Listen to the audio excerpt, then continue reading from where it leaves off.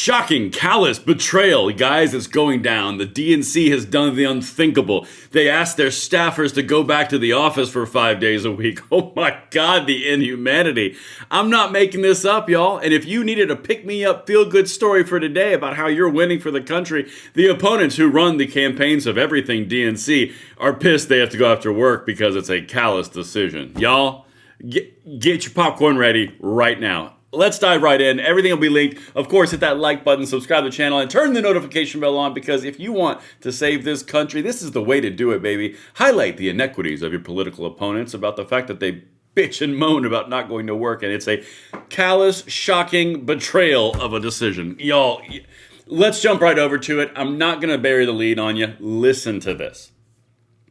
The DNC ordered workers back to the office, and its union isn't pleased. Thumbs down emojis. Thumbs down emojis flowed on screen as Washington area employees learned they would have to show up 5 days a week. Their union called the move callous. Callous.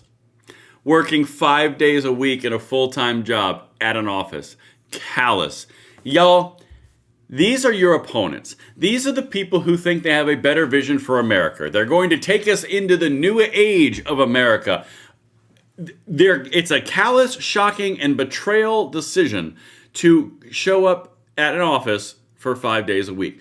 They are so soft, it's pathetic. And I'm going to show you even more of that softness here in 1 second. I got to say a quick word from our sponsor, Fume, and then we're going to get back to just the beauty of this video. Y'all, it's not often that I get to talk about a sponsor that checks all the boxes. From a standpoint of actually solving a problem that needs to be solved, from the design to the aesthetics to the actual feel of quality in your hand, guys, Fume, they actually did this right, and I'm amped to show you this. Now, this is a flavored air device. It's an award-winning flavored air device. This doesn't have any nicotine in it. This doesn't require a battery. You can do it anywhere. There are no restrictions because it is literally flavored air. This is one of those things, guys, you might want to check out. Now, flavored air isn't like vaping. If vapor was compared to sticky soda, Fume cores are closer to herbal teas. Fume has lots of delicious flavors to choose from, like crisp mint or orange vanilla. Over 500,000 people have already added Fume into their daily routine, and I totally get why. It's simple, satisfying, and doesn't come with any of the downsides like smoking and vaping. And right now, if you order the Journey Pack and you use the code Langley, you get a free Fume topper. So if you've been thinking about changing your habits, this is the perfect time. Go to tryfume.com/Langley or scan the QR code on your screen to get yours today. All right, we are back at it, guys. Listen to this. Seriously, some of these highlighted points I've got for you. I'm not making this up. There's the timestamp, November 12th. This was 2 days ago. This happened in the New York Times. Like, they're actually entertaining this. Okay. The pandemic is long over. You think? It was 5 years ago. But the fight inside the Democratic National Committee over a full-time return to its office has just begun. And they want to think they can beat us in the political spectrum, political realm, political campaigns. They can't even be bothered to show up at an office. Okay? Wait until I show you the reasons. Ken Martin, the Democratic Party chairman, announced at an all-staff meeting on Wednesday afternoon that they would be expected to work in person at headquarters 5 days a week beginning in February. February. It's November. They gave them a 4-month lead. Well, technically a 3.5-month lead time to get emotionally acquainted to the idea that they'd have to go back to an office. February. And that is a callous, shocking betrayal of a decision. Y'all, they are going to continue to get smoked because their population, the people who run their stuff, their constituents, all the people who believe in their worldview are this soft. Meanwhile, everyone watching this video has at least at one point in time had a full-time job, if not an additional job on the side, because you believe in something bigger than yourselves. Yeah, your opponents over here are pissed off that they have to work in an office 5 days a week, while everyone on the other side is like, yeah, no, that's not how the real world works. We've actually got to get some stuff done. Y'all, okay. The complaints began almost immediately, both in the room and on Zoom, where his comments were streamed to those working remotely. People who participated in the call described a flurry of thumbs down emojis and other online expressions of discontent. God, they're so pathetic. By the end of the day, the party's union was calling the decision callous. Callous.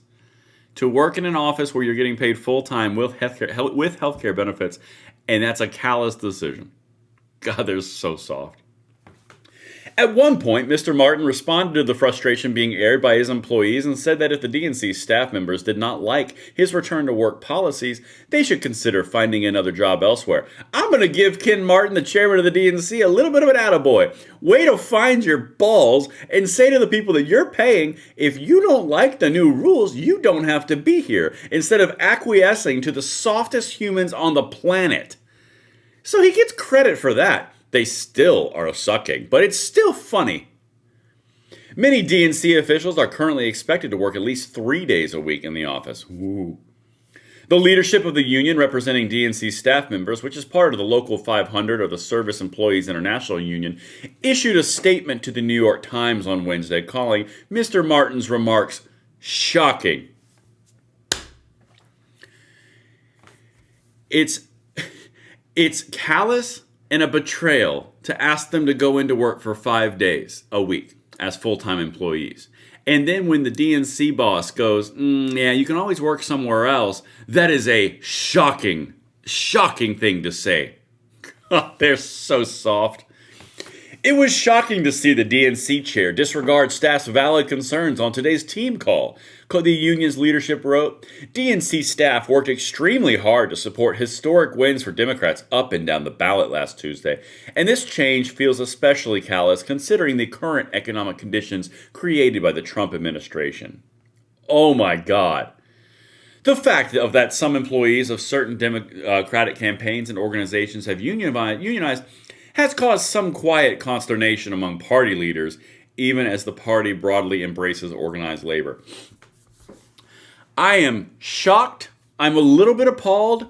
I'm aghast, if you will. How in the world could the Democratic leadership have, quote, consternation about the unionization of the workers inside the DNC? It only is for fairness, equity, and organized labor is the way forward. Workers of the world unite, right? No. When you're talking about the DNC, there's quiet consternation about the idea that they just get in the way and they're overemphasizing all the little pieces so that basically they can get in the way of leadership to do what leadership needs to do. Wow. Imagine if that applied to, I don't know, capitalist systems. But these guys are literally shocking betrayal, a callous decision. Oh my God. This is the cherry on top.